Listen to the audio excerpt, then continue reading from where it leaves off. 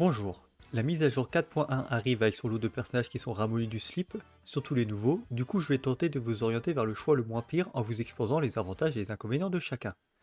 Tout d'abord nous allons commencer par Utao, on ne la présente plus. Au niveau de ses avantages, elle est mécaniquement facile à prendre en main. La portée de son attaque chargée est adéquate et consomme peu d'endurance. Ça vous permet de rester à proximité des ennemis et ne pas perdre de DPS. Il n'est pas nécessaire de cancel ses attaques chargées afin d'optimiser les dégâts, c'est pratique. Elle est orientée multi-cible, même si en mono-cible elle reste ok, même si inférieure aux autres main DPS pyro. Elle se met des dégâts dans la gueule, c'est original. Elle n'a pas besoin de Xingqiu ni de Yelan, une protection n'est pas nécessaire non plus. Étant donné qu'elle est très intelligente, elle a compris que Morax n'était pas mort et qu'il était en réalité Ito. Il aurait donc fui ses responsabilités pour passer des vacances à Inazuma. Utao l'a donc maudit et maintenant le pauvre Ito qui n'a rien à voir avec ça est harcelé par des esprits dont il a très peur. Au niveau de ses inconvénients, le pyro est un élément avec plusieurs bons DPS, du coup vous êtes susceptible d'avoir un meilleur personnage pyro. Elle possède un soin alors qu'elle veut avoir le moins de PV possible, c'est un peu con. Elle est extrêmement puissante avec toutes ses constellations, sans elle c'est compliqué. Les équipes sont coûteuses et ont besoin d'un bon équipement, surtout les personnages support. Sans eux pour surveiller Utao, elle finit par aller faire des bêtises en chantant des poèmes. Du coup sa composition est rigide, puisqu'il faut des personnages de soutien de Liyue pour la surveiller. Elle est plate, mais bon ça c'est pas un défaut, j'aime bien. En dehors de son physique, elle est très irritante pour la plupart des personnes vivant à Liyue. Chichi est le cas le plus flagrant car elle s'est fait courser par Utao 3 jours de rang, depuis lors elle se cache dans le ciel. Hélas, occasionnellement, lors de pluies de météores qui ont lieu environ toutes les 3 semaines, elle chute des cieux et tombe dans votre box. Vous ne pouvez vous prendre qu'à Utao si vous perdez votre 50-50 sur Chichi. Sinon, nous avons un nouveau personnage, Neuvillette, donc c'est le juge suprême de la cour de Fontaine. Au niveau de ses avantages, ses équipements sont très free-to-play. Ses attaques ont de belles animations mais ne font pas beaucoup de dégâts, c'est juste un plaisir pour les yeux. Pour qu'il soit le plus efficace possible, il est recommandé d'avoir une équipe avec des personnages capables de provoquer 3 réactions élémentaires différentes. En gros, il faut une salade d'éléments dans votre équipe. C'est une grosse mélusine ou un dragon au choix, mais on sait tous qu'il est en réalité l'animal de compagnie de l'Archon Hydro.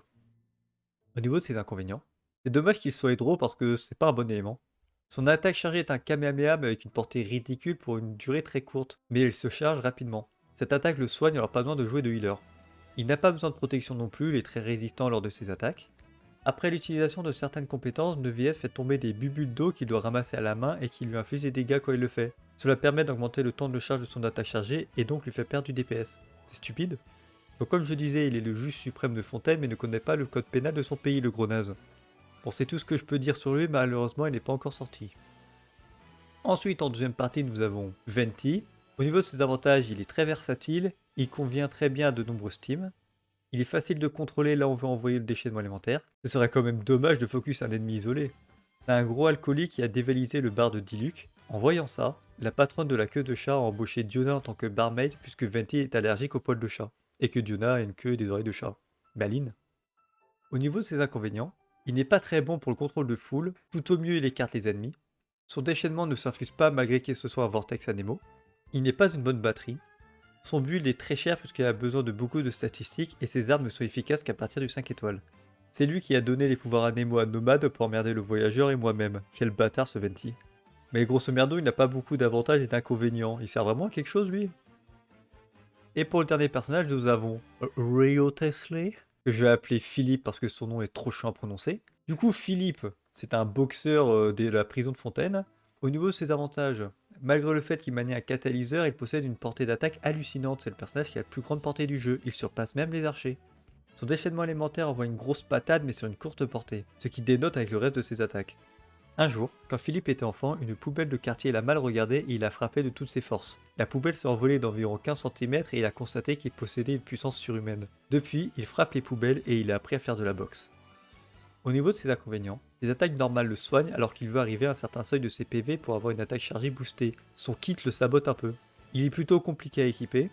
Si vous n'êtes pas adepte des lolis, ça va vous faire mal d'apprendre que Sigwin le manipule pour satisfaire ses instincts les plus primaires. Elle le force à aller acheter de la barbe à papa alors que ça a 20 minutes à pied de la prison. Quelle vilaine fille.